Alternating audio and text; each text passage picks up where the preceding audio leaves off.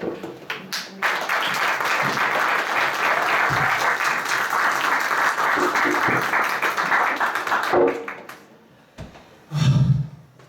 les va? Muy buenos días, muchas gracias por su tiempo y muchísimas gracias a los organizadores. Llegamos hace un rato en el avión y yo estoy hace 15 días que estoy de gira. Estuve en varias ciudades de Chile, del sur, de Santiago hacia el sur, y hace 5 días que estoy acá en Bolivia. Estuve 3 días en Santa Cruz dando varias conferencias, ayer en Cochabamba y hoy tengo el gusto de volver a La Paz, ciudad que no visitaba desde hace 7 años, más o menos, 6, 7 años, más. Y fue una gran satisfacción personal encontrarme con viejos amigos y hacerme de nuevos amigos que son los que han tenido la amabilidad de organizar el día de hoy de actividades que son en definitiva los responsables de que yo esté acá y que podamos compartir una charla, en este caso en este ambiente, en este ámbito, gracias a la universidad, y luego en la Feria del Libro, donde además me dijeron que al lado mío va a estar esta Galindo, que también la otra vez tuve una experiencia, que sé que me terminé casando con ella.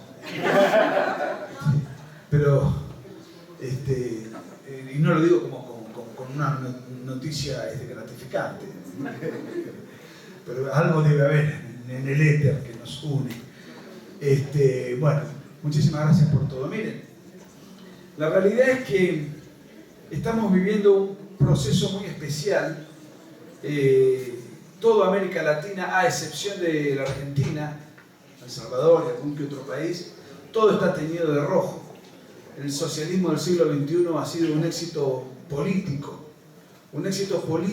pero no porque gobiernen bien, son empobrecedores, esclavizantes, autoritarios, inútiles, inoperantes, ladrones, criminales, sino que han tenido éxito porque han sabido llegar al poder. Desde ese punto de vista, el éxito político, si entendemos la política como la lucha por el poder, lo han logrado hacer con una notable destreza. Y nosotros también tenemos que hacer alguna suerte de mea culpa, porque en definitiva nos han ganado la pulseada. Esto no es un triunfo definitivo, la política es permanente, es dinámica, es perpetua, nunca nadie sale campeón definitivamente. Cuando eso se creyó por error en el 89, en el 90, con la caída del muro de Berlín, con la caída de la Unión Soviética, y finalmente 30 o 40 años después hicieron las cosas de otra manera, se reagruparon de otro modo, cambiaron el lenguaje, los modos, los símbolos, trabajaron en equipo de manera transnacional, primero a través del Foro de San Pablo, ahora a través del Foro del Grupo de Puebla. Y el Foro de San Pablo fue tremendamente exitoso, lograron colocar una gran cantidad de presidentes. El problema que han tenido es que esos presidentes hoy son impresentables, están totalmente desacreditados y expuestos como verdaderos criminales. Entonces tuvieron que cerrar el Foro de San Pablo, existe, y maquillarlo y armar el Grupo de Puebla. Fíjense que ellos lograron, y se fundan en el año 90, o sea, un año antes de que caiga el muro de Berlín, por orden del tirano Fidel Castro, que le da la orden a Lula da Silva, que arme el Foro de San Pablo. Una plataforma de la izquierda regional, porque ya no iban a tener a contar con la Unión Soviética, Fidel Castro ya eso lo sabía, se veía venir porque había caído el muro de Berlín, por otra parte, pero armaron una plataforma con dinero del narcotráfico, con guerrilleros, con organizaciones que dicen defender los derechos humanos, que son parte de la parodia de la izquierda, con la farsa indigenista, con la estafa de la ideología de género, con ideólogos gramscianos, con ecologistas, bueno, toda una serie de actores para forjar una revolución de tipo cultural y en este caso una diferencia importante entre el socialismo del siglo XX y el socialismo del siglo XXI es que el socialismo del siglo XX era abiertamente criminal, totalitario y hacía las cosas de facto, punto. Llegamos al poder, tomamos el poder por asalto, a los tiros, matamos a la gente que haya que matar e implementamos una dictadura criminal. Así fue Stalin, así fue Pol Pot, así fue Lenin, así fue Mao Zedong y así sigue siendo Cuba, que es un poco una versión que todavía sobrevive de la izquierda tradicional. Pero la nueva tiene dos características muy importantes. Una, se da cuenta de que el Estado es incapaz de producir un tornillo, no sirve para producir nada. Entonces, si todo está a mano del Estado, aparece la escasez, aparece las hambrunas, aparece todo lo que es natural en los países comunistas. Eso por un lado. Y por otro lado, ya no podían implementar campos de concentración, cárceles pobladas de presos políticos, campos de exterminio. Eso no, en los tiempos que corren no tenía lugar. Entonces tuvieron que jugar a la democracia, pero de manera paródica, hacer clientelismo, tener gente cautiva con dádivas que les dan a cambio del voto y de esa manera los tienen como esclavos, sometidos a una pobreza confortable. Confortable digo porque les dan algo para que puedan sobrevivir, pero los mantienen pobres y siempre dependientes del partido de turno.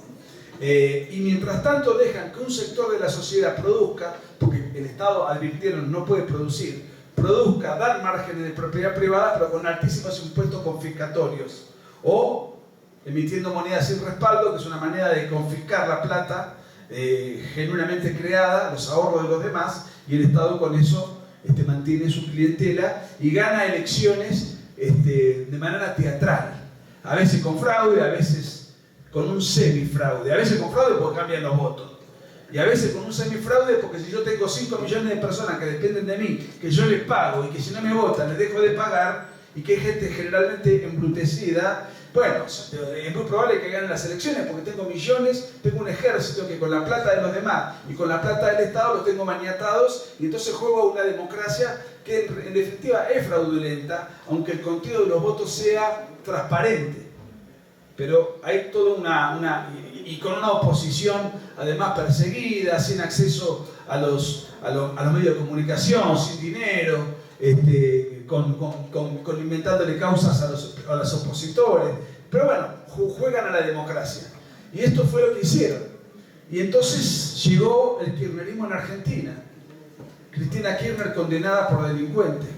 Alberto Fernández procesado por delincuente y ahora con otro procesamiento porque el abanderado del feminismo y de la lucha contra el patriarcado, que ese fue el discurso de su gobierno, un gobierno realmente de una incapacidad bochornosa, pero tenía el libreto del feminismo y del empoderamiento, y nos enteramos ahora de que su pareja era maltratada de una manera indignante, ¿no?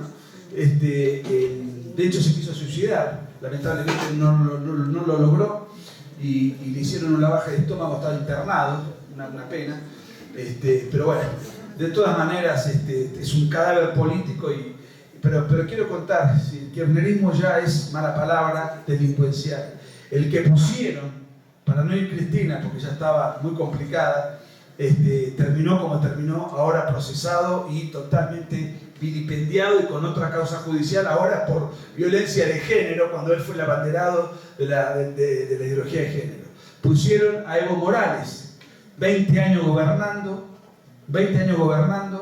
y se cae por fraude, el fraude del 2019. Entonces tuvo que exiliarse a Argentina, después exiliarse a México, va, viene, se pelea con Arce, Arce está débil, inventa un golpe de Estado que consistía no en tirar bombazos al Palacio Quemado, sino en un diálogo teatral entre Zúñiga y él. Eso no es un golpe de Estado. Un golpe de Estado es el que le hicieron a Allende en el 73. Iban los aviones de la Marina de Guerra y bombardeaban la Casa de Gobierno.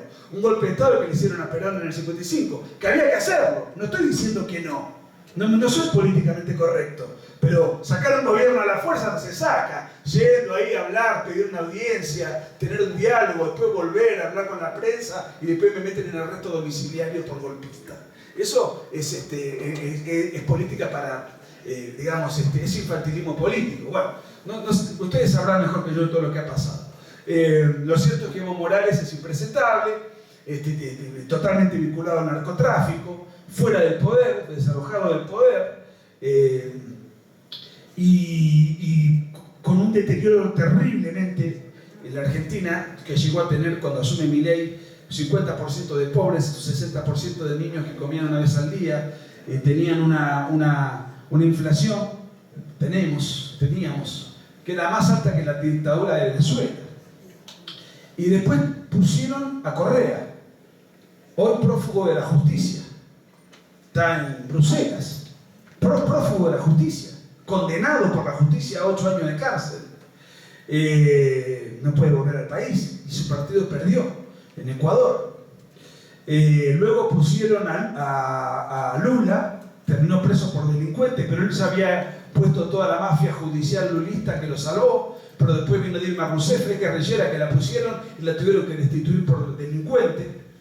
Y ahora Lula pudo volver y lo primero que hizo fue proscribir a Bolsonaro porque le ganaba las elecciones. Y Paraguay puso a Lugo, destituido por delincuente. Y Ortega no puede salir, ni Ortega ni Maduro pueden salir de sus respectivos países porque tienen pedido de captura internacional por crímenes de lesa humanidad. Y así sucesivamente. Fíjense la cantidad de personajes que pusieron y ninguno se salva de estar inmerso en el delito, en el crimen, en la corrupción o en el narcotráfico, etc. Entonces, cierran el Foro de San Pablo, ya cumplió su función, tenemos que darle otra cara a esto y crean el Grupo de Puebla.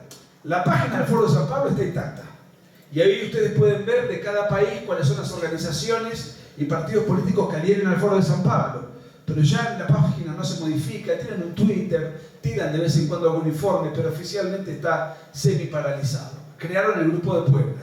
Si ustedes se meten en la página del Grupo de Puebla, y cito la página, porque muchos creían durante años que el Foro de San Pablo era un invento de la derecha y que no existía, que era un fantasma que operaba detrás de las sombras, cuando es algo conocido, observable, con miembros, con estructura, con financiamiento, con página de internet, con propósito, con requisitos, con reuniones. Es decir, es algo que lo único que hay que hacer es usar Google. Y el Grupo de Puebla es un poco la cara nueva, que si ustedes se fijan, en la página oficial dice que el Grupo de Puebla nace, fíjense la conexión directa que tiene con el Foro de San Pablo, aunque no lo digan, el Grupo de Puebla nace para dar batalla contra la derecha oligárquica judicial, o sea, contra los jueces que persiguen a estos delincuentes, que atenta contra los gobiernos populares. Entonces, tenemos el proceso boliviano con una inflación que no había, con un desdoblamiento monetario con respecto al dólar que no existía, sin dólares, sin benzina, con un partido débil, dividido entre dos caciques. Uno inventa un autogolpe, el otro estuvo perseguido y exiliado, desacreditado. Todo indica que probablemente, ojalá que así sea, el MAS no gane. Una Argentina con la delincuencia kirchnerista en el poder totalmente golpeada. Y el cuartel general del socialismo del siglo XXI, el cabecilla, el fundador de todo esto fue Hugo Chávez, que cuando se va al infierno, ¿cuándo se murió Hugo Chávez? ¿En el 2011, 2012? 2013. Bueno, cuando se va al infierno, él deja a Maduro como su sucesor, con el mismo sistema político. Bueno, ahora estamos viendo en Venezuela, yo escribí en el 2010 un libro sobre Chávez, en donde todavía estaba vivo, y obviamente vaticino que esto va a terminar en un fracaso vergonzoso, pero no porque soy adivino, simplemente porque aplicó socialismo, nada más. Si un tipo se droga 20 años y va a tener probablemente una calidad de vida muy negativa, es decir, muy distinta de aquel que hace deporte y se cuida. Entonces, no es que uno tenga que ser futurólogo, es que uno puede vivir esto. El sistema socialista es en todo momento, en todo lugar, en todo siglo, cualquier experimento necesariamente fracasa. Siempre, inexorablemente, no existe un solo ejemplo de un país que haya aplicado una política socialista y sea exitoso. Salvo lo que sí ha habido es partidos de denominación socialista que no aplicaron las ideas socialistas y fueron exitosos. Un ejemplo, cuando Pinochet le entrega a la coalición de centro-izquierda el poder, la Concertación, durante 20 años la Concertación mantuvo intacto el régimen económico capitalista basado en las ideas de Milton Friedman que dejó Pinochet. Chile siguió creciendo de una manera descollante, pero no es un éxito de las ideas de izquierda, es un éxito de ideas no izquierdistas aplicadas por sectores pertenecientes a la izquierda, pero que no retrotrayeron su plan económico a la época de Allende, donde no había ni harina. En ese sentido, entonces yo hablo de que el que aplica esas ideas olvídense de la denominación, inexorablemente fracasa.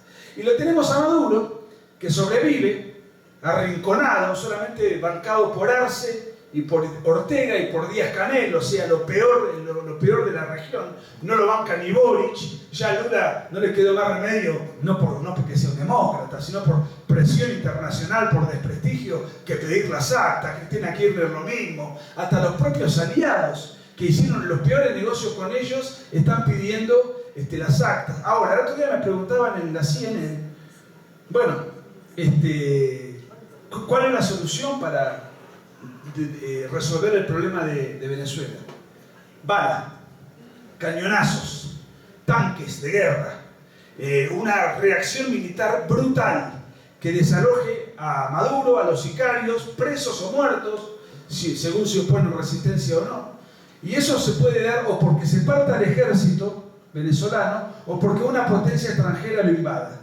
Para que lo invada una potencia extranjera, hubo hace unos años un intento, una triangulación entre Colombia, Brasil con Bolsonaro y Estados Unidos con Trump, que intentaron pergeñar el programa de invadir Venezuela para liberarlo, sacar a estos delincuentes, instaurar el Estado de Derecho y llamar a elecciones enseguida. Lo que pasa es que inmediatamente saltó Putin, Rusia y China en respaldo de Venezuela. Entonces, eso también generó una suerte de, no quiero usar una palabra de García Linera, pero un empate catastrófico. Pues sí, bueno, vamos a meternos en este tema, pero no es ir y luchar contra los soldaditos de Maduro. Vamos a tener un problema que sabemos cómo empieza, pero no sabemos dónde termina esto. Finalmente la cosa quedó ahí. Y me decían, estaban claro, en la CNN, que labura para el Partido Demócrata, que son todos progresistas, buenistas, amables, creen en el diálogo, el consenso, la democracia, son todos, si viviésemos en Noruega, fantástico, pero contra estos criminales, eso es infantilismo político ver las cosas así. Bueno, pero ¿no cree usted que si hay una declaración de la comunidad internacional repudiando las elecciones o cuestionando la transparencia? ¿Sabe lo que hace Maduro con esos papelitos? No dije lo que hace porque estaba en televisión, no lo voy a decir acá porque estoy en una universidad. Y otro agente insospechado, funcional al socialismo del siglo XXI ha sido el Papa Francisco. Yo estaba esperando que diga algo, pero no en contra de Maduro. Quería saber qué iba a decir porque tenía curiosidad. Me imaginaba lo que iba a decir. Lo conocemos desde antes que sea Papa, los argentinos, por eso cuando lo ungieron Papa fue un día muy triste para mí, porque sabemos quién fue. Y ¿qué pidió el Papa Francisco? Bueno, sus habituales comunicados que no dicen absolutamente nada, ¿no? Él toma por imbécil a la feligresía. Él pidió diálogo. O sea, el preso que está en una cárcel de Venezuela, torturado por su carcelero y por su torturador, tiene que dialogar con el torturador para tener un entendimiento entre cristianos. Bueno, entonces, ¿qué habla el Papa, la OTAN, la OEA, la Unión Europea? Todo eso no sirve para nada. Y Maduro, Diosdado Cabello y su pandilla no se aferran al poder solamente por apetencia de poder. Se aferran al poder porque si pierden el poder van presos o muertos. Están luchando por su propia supervivencia. No es simplemente son adictos al poder. Sí, seguramente al que le gusta la política el poder lo seduce, pero cuando se tiene que ir se va. Salvo que esté luchando por su supervivencia física o por su libertad personal. Entonces estamos en un buen contexto. Estamos en un buen contexto porque el enemigo está débil, está desacreditado y está golpeado. Pero ¿cuál es el otro problema que hemos tenido siempre? Por lo menos en los últimos años. ¿Qué es más grave que la izquierda misma? Ese problema ha sido la oposición, que es una oposición funcional. ¿Qué opina de María Corina Machado? Mire, hace 25 años que pierde elecciones fraudulentas con Maduro. O sea, yo no sé si es auténtica, si no es auténtica. Si es auténtica, es ingenua. Y Santo Tomás decía que la ingenuidad política es pecado. Y si es inauténtica y se presenta a elecciones, aunque la prohibieron y puso a otro, pero para darle legitimidad al dictador es funcional, conscientemente funcional. Y así ha sido la oposición así ha sido durante muchos años la oposición en Bolivia, así es la oposición actual en Nicaragua. La oposición argentina lo tuvo a Macri, un buenista, otro inútil, y que llegó, tuvo su momento. ¿Qué hizo? Nada, duró un poquito, lo sacaron a los cachetazos, 4 meses, en 4 años lo reventaron y volvieron al poder con odios recargados y aumentados. Entonces, un cambio de presidente, en definitiva, es un cambio administrativo. Es como que en esta universidad el rector termine su mandato y venga otro. Podrá tener su perfil, podrá tener sus nuevas ideas, pero es un gerenciamiento. Entonces, lo que sucedió en la Argentina con Javier Milei no es un cambio de presidente, es un cambio de época. Porque Javier Milei lo conozco hace más de 10 años, en este libro que escribimos con Marcelo Dúculo, que también lo conoce hace 10 años, contamos quién es, qué es y qué piensa. ¿Quién es y qué es? ¿Qué piensa política e ideológicamente, me refiero, ¿no? Los rasgos de su personalidad, de su infancia, su influencia rockera, su influencia con el deporte, su influencia, todo lo que va conformando su personalidad, de eso me ocupo la primera parte del libro, donde él además me dio 2 horas de reportaje muy íntimo, donde le pregunto cosas muy concretas y ese reportaje los fragmentos se reparten en los diferentes capítulos. La segunda parte del libro que trabaja Marcelo es el pensamiento de Milei, la biblioteca que él consumió y que hoy lo llevó a tener unas ideas inclaudicables, sabe a dónde quiere ir. Por eso es un presidente muy previsible, porque lo que ha leído y hacia dónde quiere ir no lo tiene que consultar con nadie. Macri, que era un pobre infeliz que tiene 200 palabras, a pesar de ser rico y haber sido educado en buenos colegios, nunca leyó ni el diario. A él le gustaba el fútbol, era el presidente de Boca. De fútbol sí sabe, conoce las historias de los campeonatos. Bueno, entonces, ¿qué pasa? Inseguro, ideológicamente, delegó la ideología en un grupo de intelectuales, todos progres que él contrató. Y además, como es cagón, porque es inseguro, entonces no tomaba decisiones audaces nunca.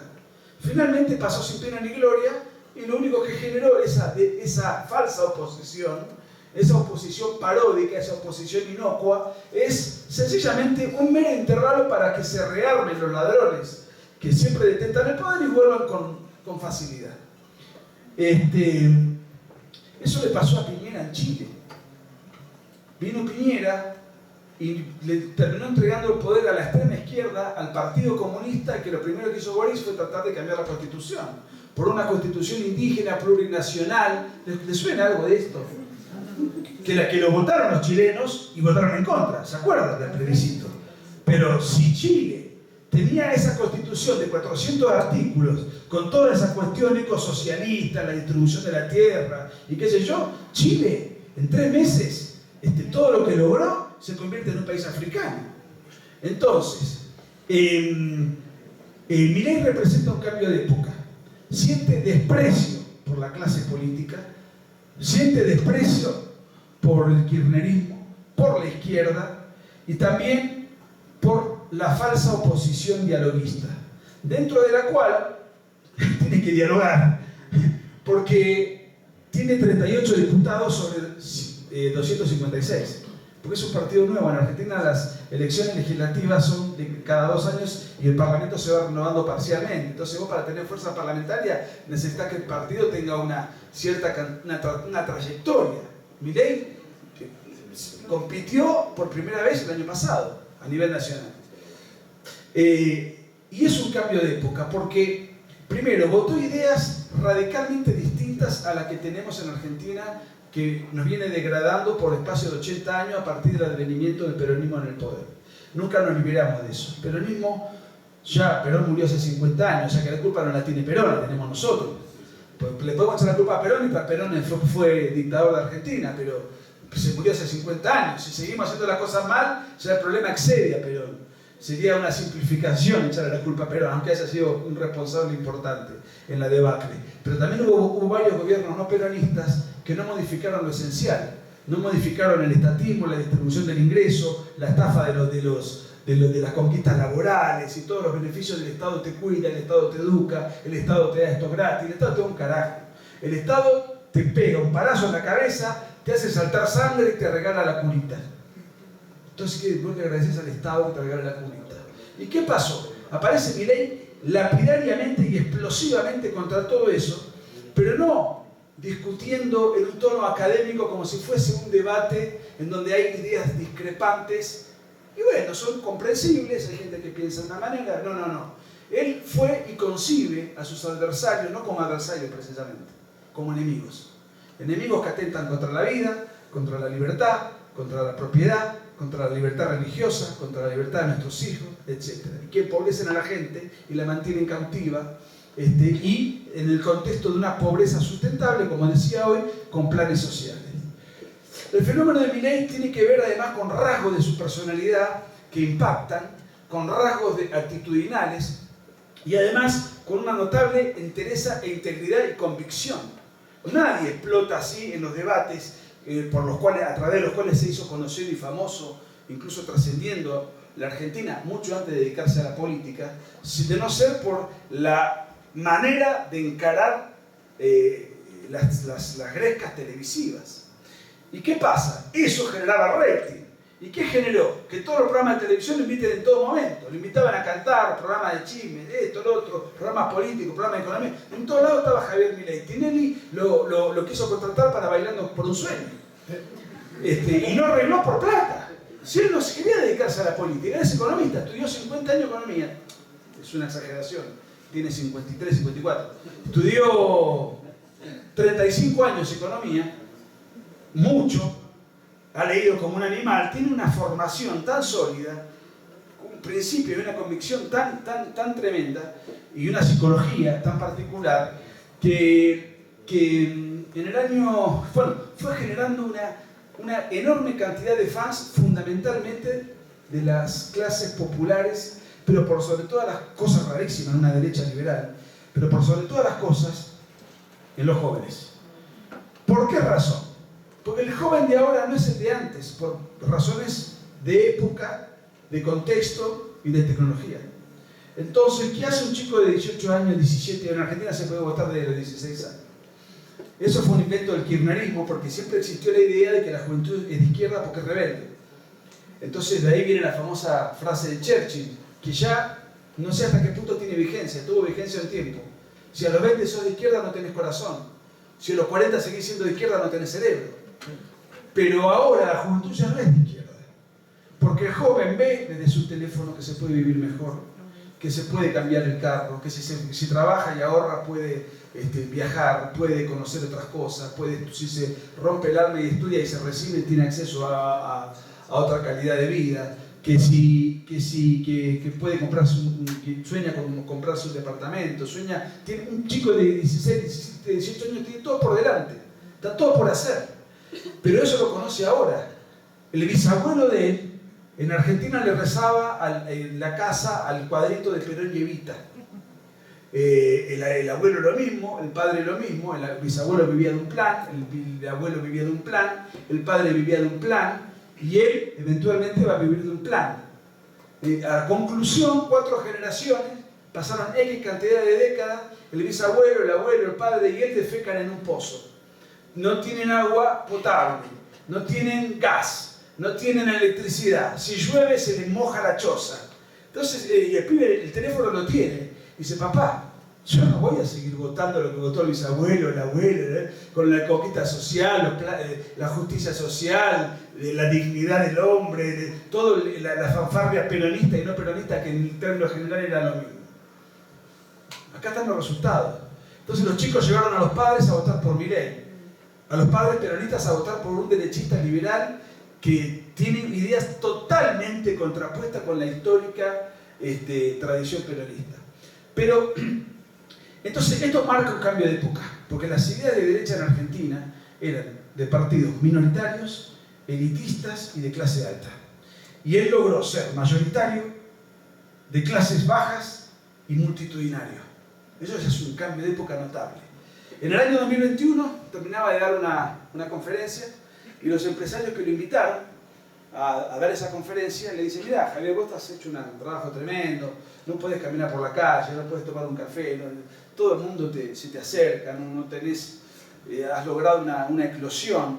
Cada conferencia que das no sabemos en qué auditorio hacerlo, porque no solamente lo llenamos, sino que quedan cientos de personas afuera. Ha logrado un tremendo resultado en la batalla cultural, innegable, impactante. Pero ¿sabes cuál es el problema? Toda esa gente, cuando va a votar, vos no estás en el cuarto oscuro. Tu apellido no está en ninguna boleta. Entonces, claro, una cosa es dar la batalla cultural. ¿En qué consiste la batalla cultural? En tratar de persuadir al público lo mayor posible. Tratar de influir en el público lo máximo posible, desenmascarar la mentira del enemigo. Tratar de persuadir, de difundir, de expandir las ideas para lograr un consenso, una adhesión importante. Ahora, si ese público luego no tiene un partido coincidente con esas ideas, iba a terminar votando al candidato menos repugnante o presuntamente menos dañino. Pero el problema es el mismo. Entonces, tiene que haber por un lado una batalla cultural y por otro lado una batalla político-partidaria. En general, los que dan la batalla cultural no son los mismos que los que dan la batalla político-partidaria, porque no todo, son dos combates muy distintos. Pueden tener el mismo fin, pero son personalidades distintas, tienen códigos distintos, son distintas cosas. Pero es indispensable que esas dos cosas funcionen al unísono, de manera mancomunada, se retroalimenten y trabajen y operen en conjunto. Ahora bien, el caso Milei es un caso extraordinariamente raro, entre muchas de las rarezas que encarna Milei, porque él dio la batalla cultural, la gana, y después se mete también a hacer la batalla política y la gana. Entonces en el 2021 dice: bueno, listo, yo ya terminé con esto, vamos a hacer política.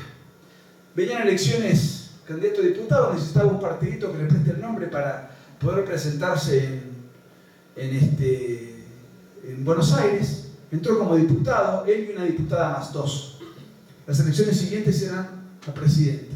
Voy a presidente, pero ¿estás seguro? Tenés una diputada. Tenés que luchar contra toda la Argentina, que maneja todos los intendentes, todas las provincias, todo el dinero, todo el aparato, y además tenés 2 años de experiencia política, con otros tipos hace 30 años que se dedican a esto. No, vamos a la presidencia. Y con su hermana, los que los queremos a él, más una multitud anónima de jóvenes, muy chicos que hacían memes, tuiteaban, una batalla cibernética brutal, que ahora la batalla se da en las redes. Antes se decía que lo que no sale en televisión no existe, ahora yo te digo, lo que no está en las redes no existe.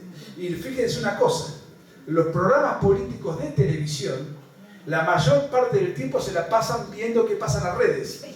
¿Qué tuiteó este? ¿Qué tuiteó el otro? ¿Qué grabó el otro? ¿Qué dijo? ¿Qué le contestó? O sea, son programas subordinados a las redes sociales. Pero ¿qué ocurre? Las redes sociales fueron el refugio de las derechas, porque en un momento determinado las izquierdas habían copado los grandes centros de cultura o de difusión de ideas: la radio, la televisión, el diario y la cátedra. Y nosotros nos metíamos en las redes sociales porque no teníamos otro lugar, era como un... Y bueno, somos unos marginados, estamos acá haciendo lo que podemos, pero hoy la red social creció tanto y decrecieron tanto los medios tradicionales que las redes mayormente son de derecha. Y eso la izquierda viene muy atrás, muy rezagada, porque confió en que teniendo los medios tradicionales de su lado le alcanzaba. Al mismo tiempo, en mi caso, que tengo 49 años, yo tuve que aprender a manejar, a subir una foto. Las nuevas generaciones nacieron con un celular, salieron con el cordón umbilical y un celular en la mano. Mi sobrinito me bajaba las apps sin saber leer a los 5 años. Entonces, esos chicos ya no nacen contaminados, tienen un extraordinario manejo muy superior, y eso te da vuelta una lección. Te cambian las perspectivas. Y esos son los chicos que quieren prosperar, que quieren progresar, que tienen todo por delante y que prefieren y ven el mundo, cómo funciona, y quieren ser parte de ese mundo que funciona y disfrutar de ese mundo que funciona y no seguir rezándole a Perón y Evita y esperar que al mes siguiente venga el dirigente barrial para darme el bono, el subsidio y la bolsa de comida y el fútbol gratis. Que eso ya lo hizo el bisabuelo, el abuelo, el padre, ya está. No, la generación de ellos es todo lo que no hay que hacer, porque se hizo mal y los resultados están. Entonces, Milei dijo, si ustedes ven, porque los políticos dicen, vos tenés a mí que va a haber crédito, va a volver a haber nafta, va a bajar el dólar, vamos a tener trabajo, lo que te dicen siempre, te prometen en un plazo cercano beneficios, que ellos, como buenos hombres que son, lo van a poner a disposición del pueblo. Bien. Milei dijo, yo voy a recortar 15 puntos del PIB para ordenar esto. Eso va a generar un ajuste brutal, vamos a vivir peor. Vamos a poder comprar menos cosas, los precios van a subir porque se van a sincerar. Vamos a estabilizar la moneda, vamos a regular la economía. Esto va a llevar un tiempo, vamos a tener con todas esas herramientas vamos a tener que salir a seducir a los inversores internacionales para que vengan a invertir a la Argentina, convencerla de que esto ya está armado, de que esto ya está logrado, de que este es un país viable para ganar plata. Y ahí es donde va a empezar el crecimiento y la mejora de la calidad de vida. Eso no se hace de un martes a un jueves.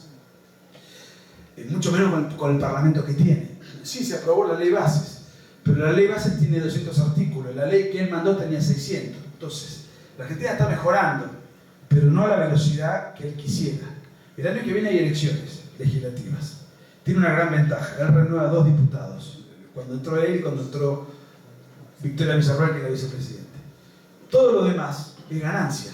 Va a sacar una X cantidad de votos y va a meter decenas y decenas de diputados. Los demás partidos políticos solamente renuevan la mitad de lo que tienen. Entonces, les podrá ir un poco mejor, un poco peor, pero el que tiene todo para ganar va a ser Milei. Y esos diputados que va a meter, no es que pueden ingresar más, son 256. O sea que se lo va a sacar a los demás partidos.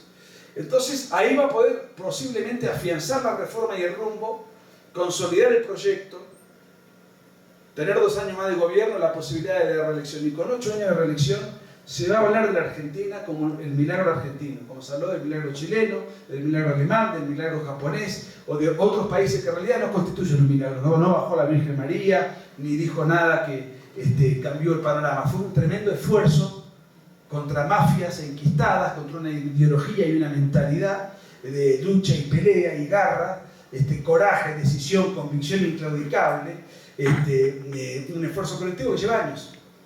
Cuando Chile vuelve la democracia, y ya Chile era un país muy bien plantado, era en 1990, pero el proceso empezó en el 73, cuando Allende se suicida. Entonces, ¿qué quiero decir con esto? Milei tiene una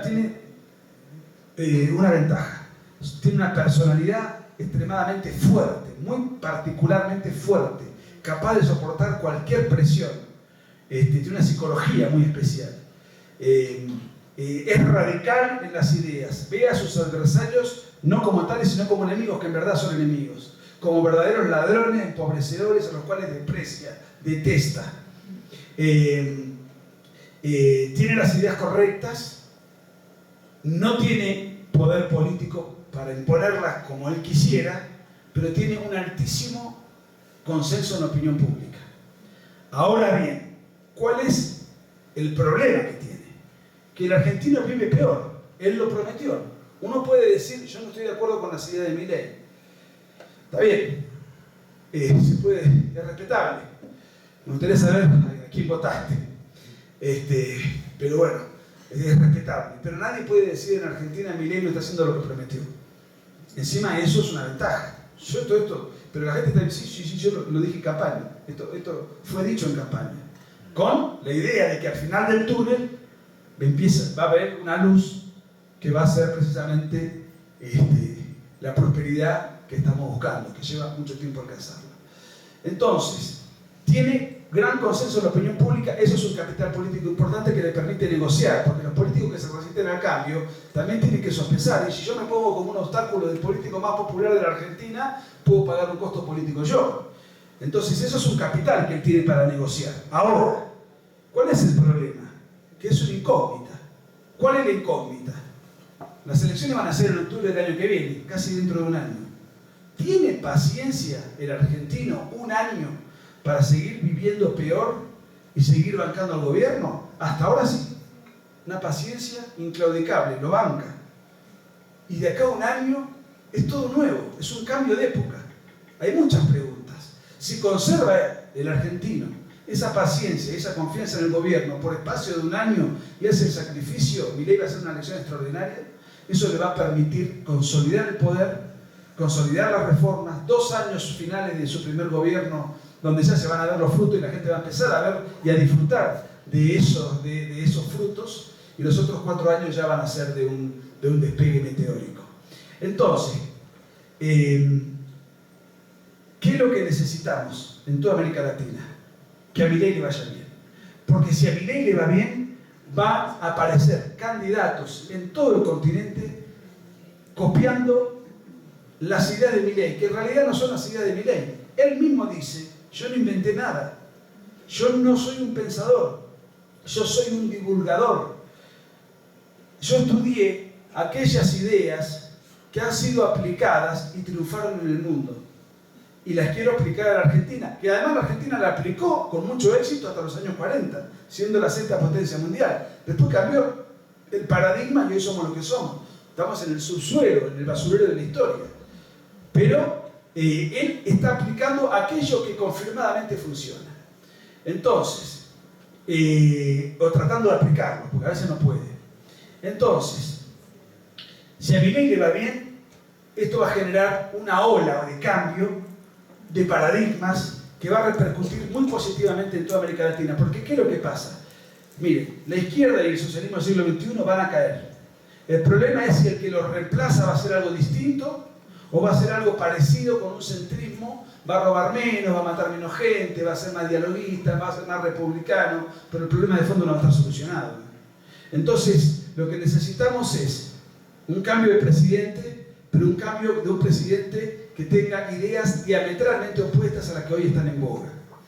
Ahora, si a Milei le va mal, no le va a ir mal porque las ideas sean malas. Confirmadamente funcionan.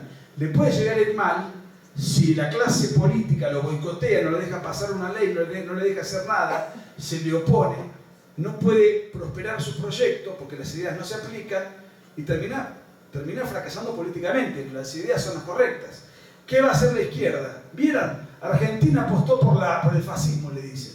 Por el fascismo. Y fíjense que no solucionó nada.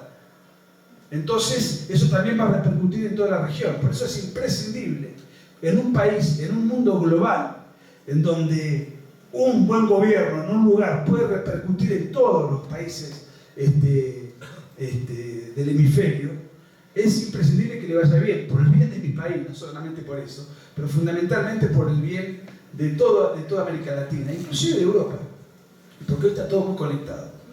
El otro aspecto positivo que yo veo es que estamos trabajando en equipo.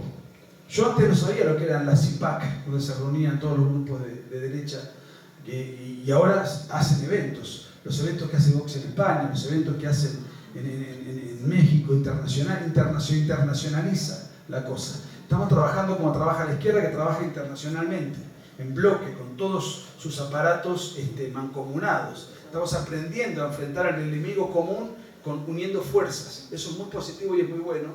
Y es muy bueno que exista una fuerza política en Bolivia coincidente con o lo máximo posible con las ideas de este proyecto de Argentina, que aparezca lo mismo en Chile, que aparezca lo mismo en diferentes lugares, para que se pueda empezar a trabajar en equipo y combatir al enemigo común. Entonces, para no fatigarnos, no sé cuánto hablé. ¿Qué hora es? No, porque tengo que ir a la feria del libro.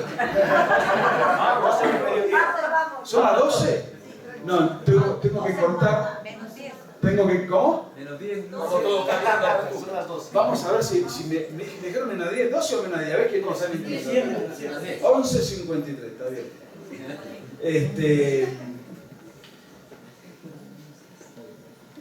Ya un año atrás había algo que indicaba un cambio de época en la juventud. ¿Quién es? ¿A quién tienen como máximos ídolos deportivos? ¿Qué sector poblacional? Los jóvenes. ¿A quiénes adoraban los jóvenes un año atrás? seguía siendo Maradona el ídolo de la Argentina. Ya no tanto, pero, a ver, Maradona es un personaje que tuvo su gran talento, 3, 4 años, no 20 años como Messi. Porque fue un tipo indisciplinado, prepotente, arrogante, facilista, vicioso, mentiroso, con malos hábitos, pedófilo, delincuente, amigo de la dictadura de izquierda, de los excesos, no reconocía a los hijos, un pervertido, un inmoral, una mala persona, que además hacía trampa, que jugaba drogado, que no iba a entrenar, y así terminó. Un deportista que se suicidó progresivamente hasta morir a los 60 años, que hoy es un tipo muy joven, alguien que tiene 60 años.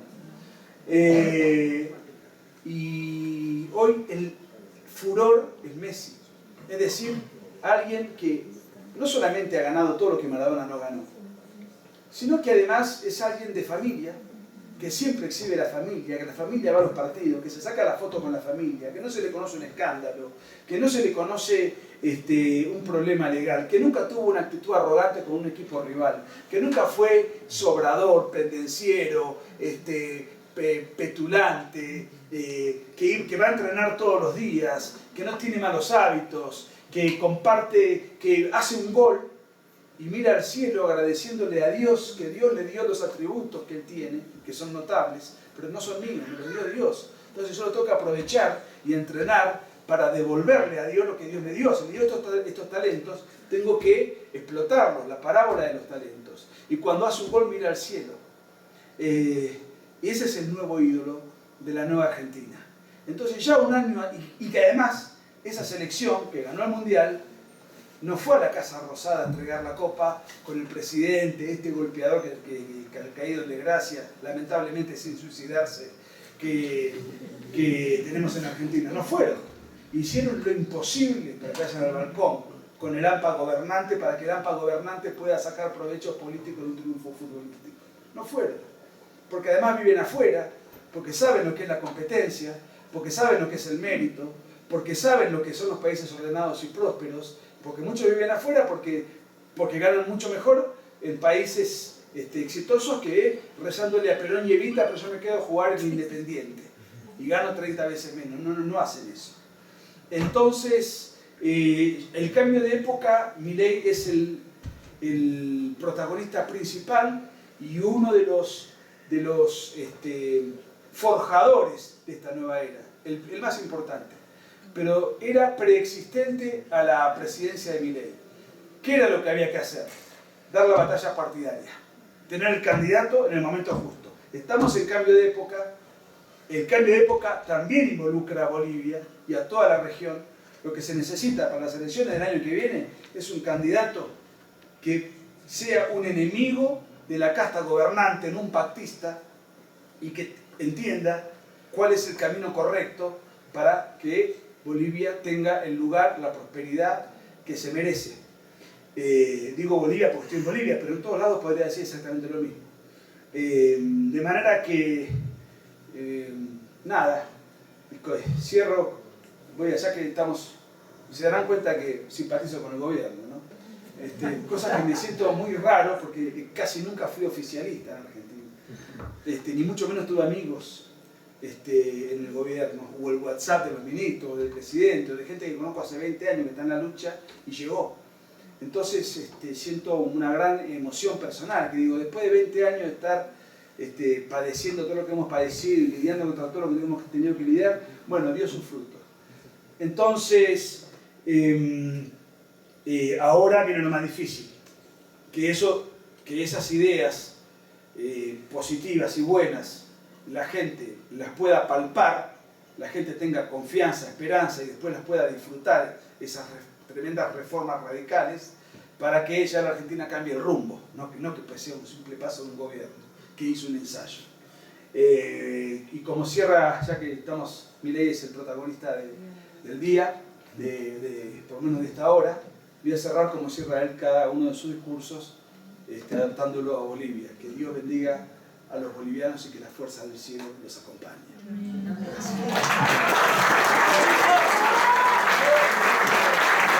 Gracias, Nico.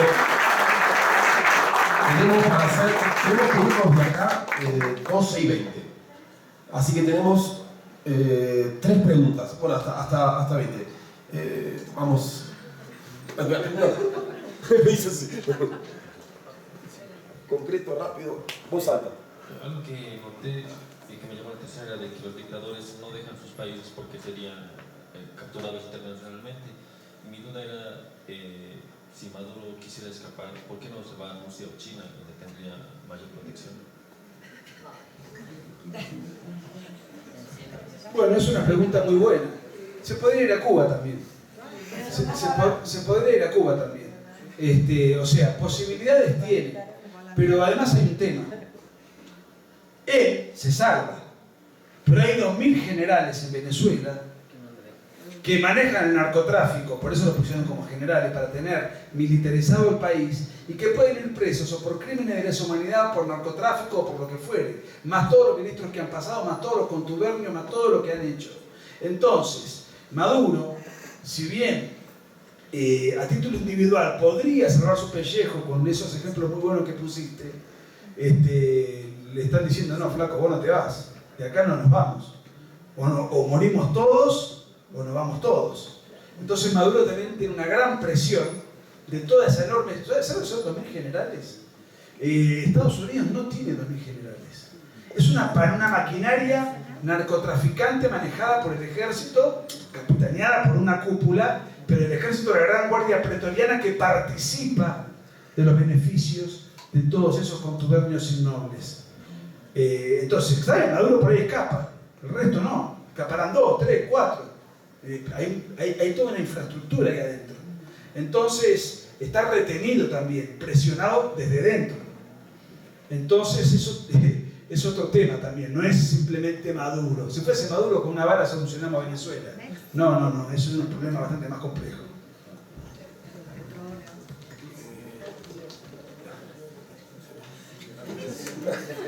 No, estoy buscando acá.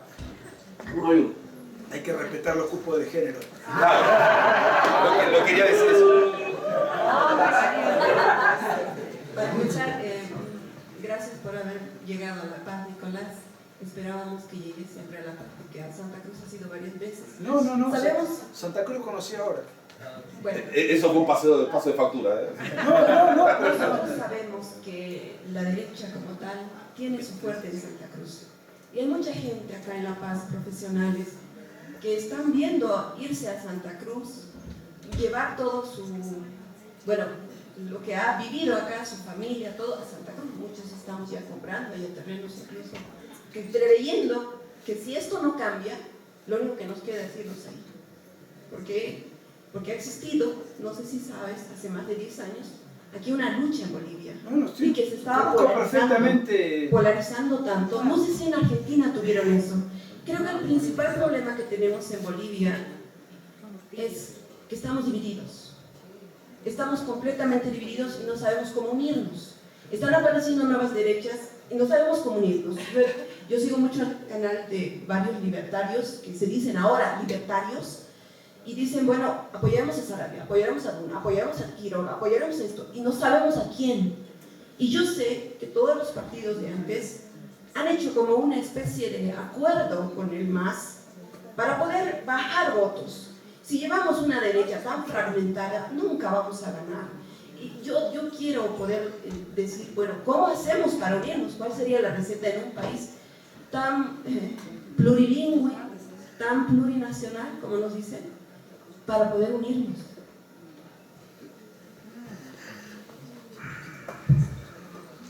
Bueno, respecto de Tuto Quiroga, Mesa, Sánchez Lozada, toda esa gente es parte del problema. Ya gobernó mal y son los que le terminaron entregando el poder a Evo por blandito, porque además Evo los volteó.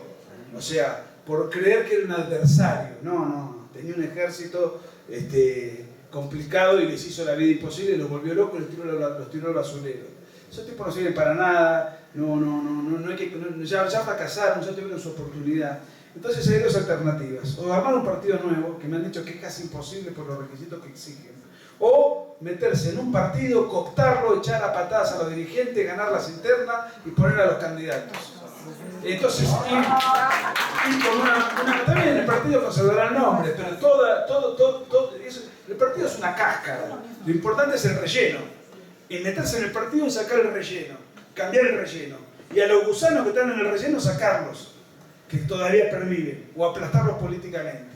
Entonces, el otro tema, las diferencias étnicas, idiosincráticas que hay en cada lugar por lo menos, no sé, digamos, entre La Paz, Cochabamba y Santa Cruz.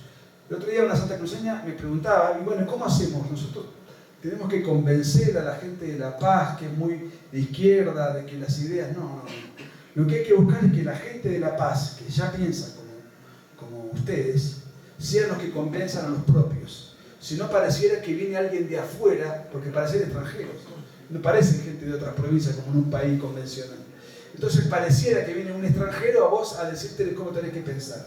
Entonces lo que tienen que hacer el trabajo son, primero, los tres grandes sectores regionales de Bolivia, unirse en un frente común, pero que cada uno trabaje en su territorio, con referentes de su territorio, para que convenza a su gente con los usos, costumbres, hábitos y usos lingüísticos propios de su territorio. O sea, yo haría una división del trabajo. Las ideas son las mismas, la forma de comunicarlas son distintas, pero van a depender de cada contexto. Pero el contexto lo tiene que manejar alguien que pertenezca a ese contexto, porque va a ser mucho más persuasivo y más eficaz. Entonces, yo creo que es tejiendo una alianza, donde cada uno opere en su esfera, en su ámbito, en su hábitat, y donde tengamos 10 puntos ideológicos y podamos compartir. No hace falta adherir a los 10 puntos. Acá no se trata de la unión de los iguales, sino de la unión de los afines. Lo de la unión de los iguales es un imposible. Si yo quisiese votar a un candidato en Argentina que piense igual a mí, tendría que postularme yo. Entonces, si de 10 puntos nos ponemos de acuerdo en 7, ya es suficiente como para trabajar juntos. Sobre todo en los puntos esenciales. San Agustín decía, en lo esencial, unidad, y en lo demás, libertad. Puede haber diferencias. Y en eso buscar un equilibrio. Pero en lo esencial, tenerlo en puntos comunes. Pero que aglutinarse, contactarse, reconocerse, armar un bastión común, juntarse, armar una estrategia común, pero que cada uno trabaje en su territorio y persuada y haga de la batalla cultural y la batalla política a su territorio. Entonces, de esa manera va a ser no solamente mucho más eficaz, sino que nadie se va a sentir invadido por el otro. No sé, es lo primero que se me ocurre contestarte. Última pregunta. Antes de la última pregunta, hay solamente en este momento 23 libros acá. Los que no hagan preguntas o alguien quieren aprovechar, ya Nico va a estar firmando ahí y después vamos a almorzar. Y otra vez les reitero, hagamos patria, llenemos la feria. Llenemos la feria.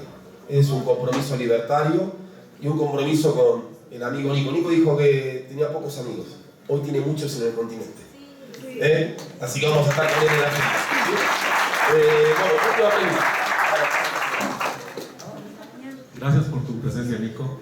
Y te quería preguntar, has hablado del Grupo de Puebla y del Foro de Sao Paulo, pero a nivel de Europa y lo que hemos visto, por ejemplo, en la inauguración de los Juegos Olímpicos del país y esa puesta en escena que a muchos nos ha parecido grotesca, y me voy al tema del asunto de género. ¿Cómo es que ha ocurrido esa transición, digamos, de la izquierda marxista clásica del proletariado, ha llegado a eso, digamos, a la ideología de género? Y cómo ves a nivel global eso de la batalla cultural y que hemos visto que está presente con esta inauguración del país. Sí. Bueno, a ver, andan circulando unas fotos de un Macron más joven, arriba de un yate, no sé si las han visto, donde son fotos que no parecen hechas en absoluto por inteligencia artificial. No me animé a subirlas porque no tengo certezas, pero son fotos muy creíbles, donde ya te puede dar una idea de por qué los Juegos Olímpicos tuvieron ese perfil inaugurativo, ¿no? Pero más allá de Macron, que le fue muy mal, pésimo en las elecciones, y como cobarde que es, le entregó los votos a la izquierda y se arrodilló ante el comunismo en lugar de apoyar a Le Pen. De todas maneras, lo de Le Pen fue un triunfo, duplicó su banca parlamentaria. Las elecciones europeas hoy tienen Nunca tuvieron tantos legisladores de derecha en el Parlamento Europeo como ahora. Meloni ganó en Francia, Orbán conserva el poder en Hungría, Le Pen duplicó su poder en Francia. Bueno, Vox no le está yendo bien a Vox, pero está derechizando al Partido Popular, que si fue blandito y ahora se dieron cuenta que se tienen que derechizar, porque si no Vox le estaba sacando les estaba dando una gran sangría de votos. Después, todo indica, lo más probable, es que gane Trump. Entonces, Milei ganó en Argentina. Milei sacó todas las políticas de género, todas, no dejó nada. Lo único que se conserva es el aborto, porque necesita un congreso propio para penalizar el aborto, que fue derogado.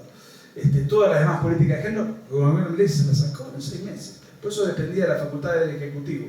O sea, digo, él hace todo lo que puede hacer, lo que no puede hacer tiene que esperar. Ahora, ¿cómo transmuta esto? Bueno, la izquierda lo que busca, ¿de qué se nutre? Del conflicto. Históricamente se nutrió del conflicto entre clases sociales. Ya no funciona más eso, porque un obrero de Cuba vive mucho peor que un obrero de Miami, porque un obrero de Alemania comunista vivía mucho peor que un obrero de Alemania capitalista, de Alemania federal, porque en Japón o en Taiwán y en Hong Kong se vivía mucho mejor que en China, y porque así sucesivamente, y porque hicieron un muro para que la gente no se escape. Como dice Milei, el fracaso del comunismo no es cuando cayó el muro, es cuando lo tuvieron que construir. Es muy buena esa. Entonces, la izquierda, ¿cómo se reconvierte? Tenemos que volver a hacer la revolución, pero ya no a través de la guerrilla, a través del terrorismo o a través de sistemas impuestos férreos que después no se pueden sostener.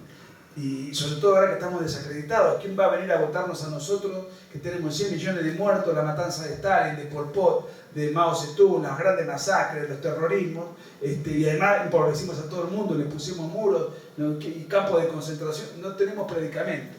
Cambiaron el trapo rojo por el trapo LGBT, cambiaron los agentes de conflicto, vamos a destruir la familia, vamos a destruir la religión, la familia la destruimos con el feminismo. Vamos a enseñarle a la mujer desde pequeña que el hombre no es su complemento natural, espiritual, psicológico y erótico y su compañero de vida, sino que el hombre es un opresor que la va a subyugar y la va a esclavizar. Vamos a inventar que hay un patriarcado que la quiere subyugada. O sea, esto fue pensado durante muchos años atrás. Explotó ahora, cuando cayó la izquierda clásica, pero fue pensado por la Escuela de Frankfurt. Recomiendo el libro de Cristian Rodrigo Iturralde, La Escuela de Frankfurt, el inicio de la nueva izquierda, donde ya cuenta a principios del siglo Marcuse, Adorno, Habermas, todos tipos que parecen raros porque son poco conocidos para el gran público. Y además sus libros son pesados, pero está en un lenguaje tremendamente sencillo para explicar cómo ellos que vivían en Estados Unidos, que eran judíos alemanes exiliados del nazismo, armaron una escuela de pensamiento marxista, post-marxista, porque ya se daban cuenta que el estalinismo no iba a funcionar, que el sovietismo iba a caer. ¿Cómo hacemos para hacer la revolución en Occidente que encima prospera? Tenemos que hacer una revolución cultural, porque el obrero en Occidente no quiere cambiar el mundo, quiere cambiar el auto. A esto hay que meter a Gramsci, hay que meter a Foucault, hay que meter un montón de gente que ha pensado todo esto, y después con todo ese bagaje de pensamiento se lo llevó a la práctica política, se logró infiltrarlo y se logró llevarlo como política pública.